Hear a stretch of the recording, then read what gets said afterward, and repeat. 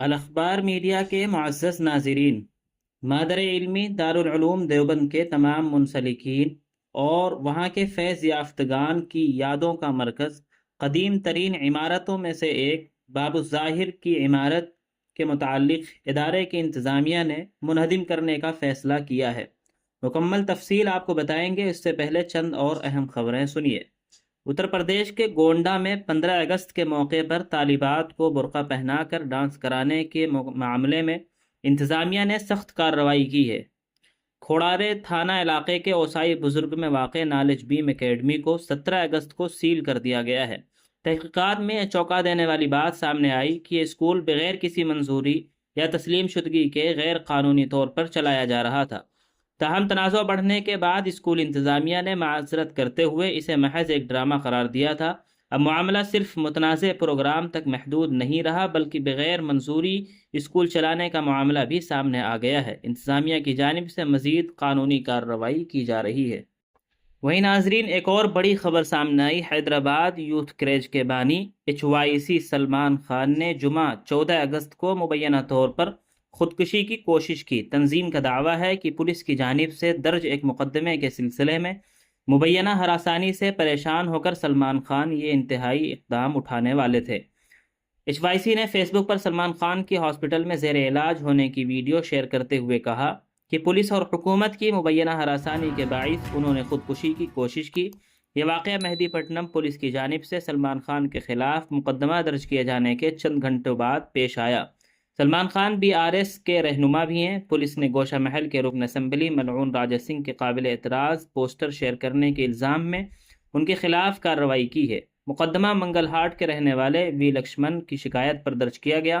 شکایت کنندہ نے بتایا کہ وہ موبائل فون پر ویڈیوز دیکھ رہا تھا۔ اسی دوران اسے سلمان خان اور دیگر افراد کی ایک ویڈیو نظر آئی جس میں وہ راجہ سنگھ کی تصویر والے پوسٹر پر جوتے کا نشان لگاتے ہوئے دکھائی دے رہے ہیں۔ وہیں ایک اور خبر سامنے آ رہی ہے۔ مغربی بنگال میں اسمبلی انتخابات کے بعد SIR کے ارد گرد ایک گرما گرم بحث بھی ہے۔ آج جمعیت علماء ہند کے قائدین اور دیگر مسلم تنظیموں کے کارکنوں کے ساتھ سڑکوں پر نکل آئے۔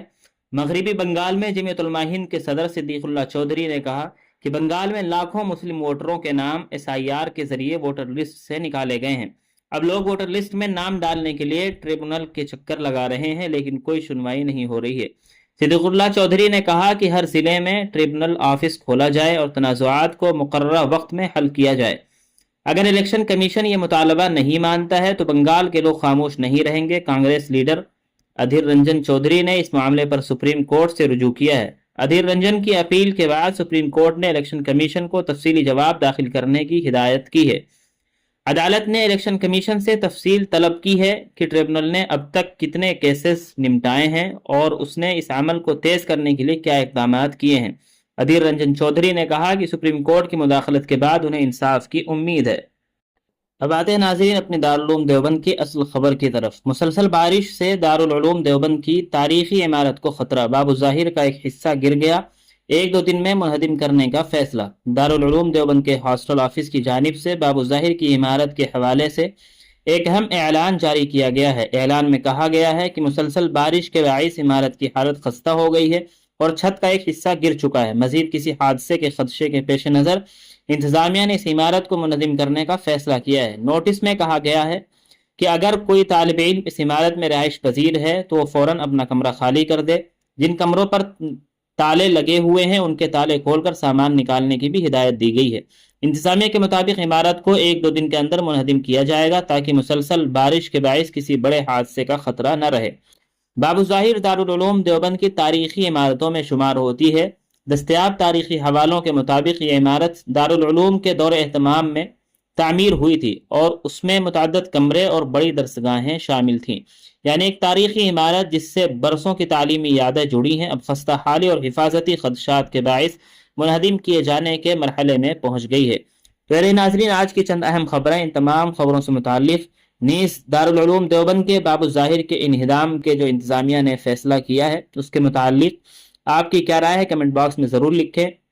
اس طرح کی اور بھی ملی ملکی مدارس اور علماء سے جڑی ہر خبر سے باخبر رہنے کے لیے الاخبار میڈیا کو سبسکرائب ضرور کریں۔ جزاکم اللہ، السلام علیکم ورحمۃ اللہ وبرکاتہ۔